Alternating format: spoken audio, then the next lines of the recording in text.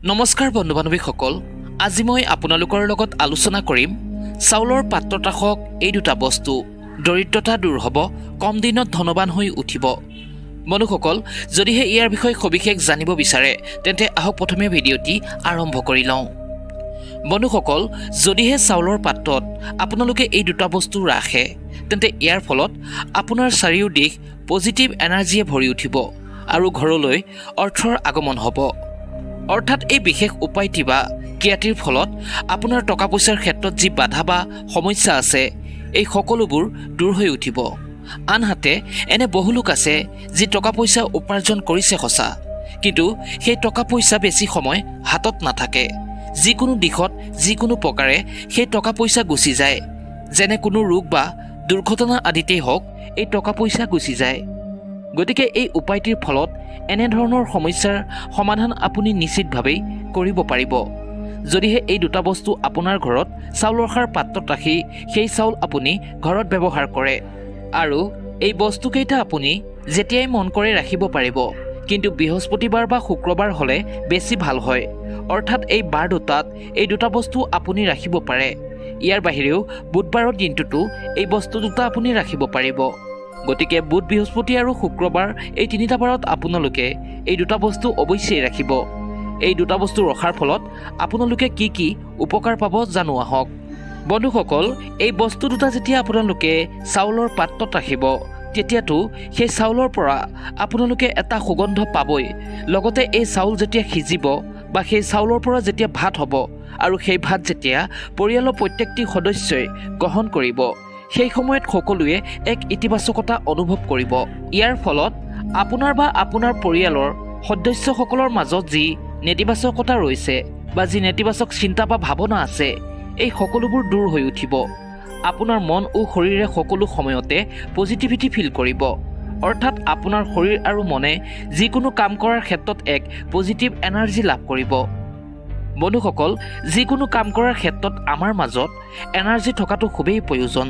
যদিহে আমাৰ মাজত এনাৰ্জি নাথাকে তেন্তে সেই কামত কিন্তু সফলতা পোৱাটো খুবেই কঠিন। গতিকে আমাৰ মাজত পজিটিভ এনাৰ্জি থকাটো খুবেই দৰকাৰ।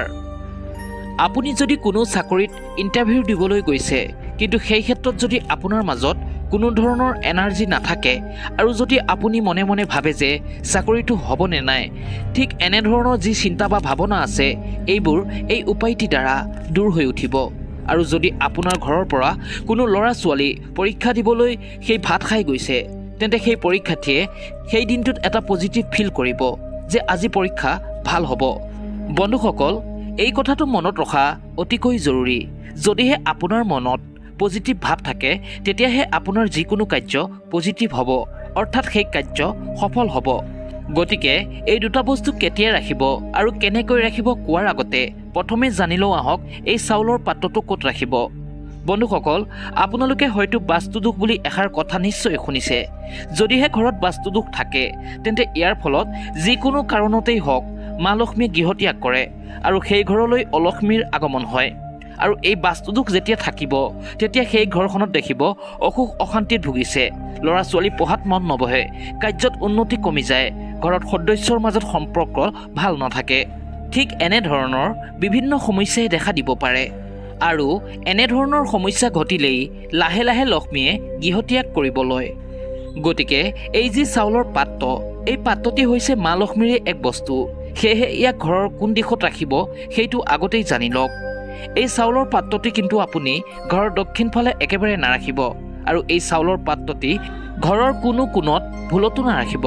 অৰ্থাৎ ৰুমত যি 4টা কোণ থাকে বা পাকঘৰত য'ত চাউলৰ দাম ৰাখিছে তাত যি 4টা কোণ আছে সেই কোণত ঘৰৰ বিভিন্ন নিগেটিভ এনাৰ্জি থাকে। গতিকে ঘৰৰ কোনো কোণত এই মা লক্ষ্মীৰ বস্তুবিধ নাৰাখিব। ৰাখিব লগা হ'লে কোনো বেৰ বা ৱালৰ ফালে ৰাখক, নাইবা কোনো টুল বা চকী বা টেবুলৰ ওপৰত ৰাখক, কিন্তু এখন পেপাৰ কাগজ পাৰি দিয়ে তাৰ ওপৰত ভুলতো এই চাউলৰ পাত্ৰ নাৰাখিব।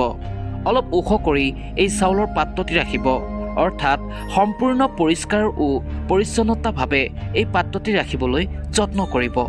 আৰু যেতিয়া আপুনি এই চাউলৰ পাত্ৰৰ পৰা চাউল নিবলৈ আহিব তেতিয়া প্ৰথমে মা লক্ষ্মীক প্ৰণাম জনাব। ইয়াৰ পাছত 3বাৰ এমুঠি এমুঠিকৈ চাউল ল'ব আৰু আপুনি অনা পাত্ৰটিত ৰাখি মা লক্ষ্মীক ধন্যবাদ জনাব। তিনিবাৰ মা লক্ষ্মী ধন্যবাদ, মা লক্ষ্মী ধন্যবাদ, মা লক্ষ্মী ধন্যবাদ বুলি আপুনি উচ্চাৰণ কৰিব। এই সকলোবোৰ উপায়ে কিন্তু শাস্ত্ৰসন্মত, গতিকে যিসকল লোকে এই শাস্ত্ৰসন্মত নিয়মসমূহ মানে তেওঁলোকে এই উপায়টি কৰক আৰু এই দুটা বস্তু চাউলৰ পাত্ৰত ৰাখক। দেখিব জীৱনত সুখ শান্তি কিদৰে ভৰি উঠিছে। এতিয়া জানো আহক চাউলৰ পাত্ৰত আপুনি কোন দুটা বস্তু ৰাখিব। ইয়াৰ ভিতৰত প্ৰথমেই হ'ল ইলাচি।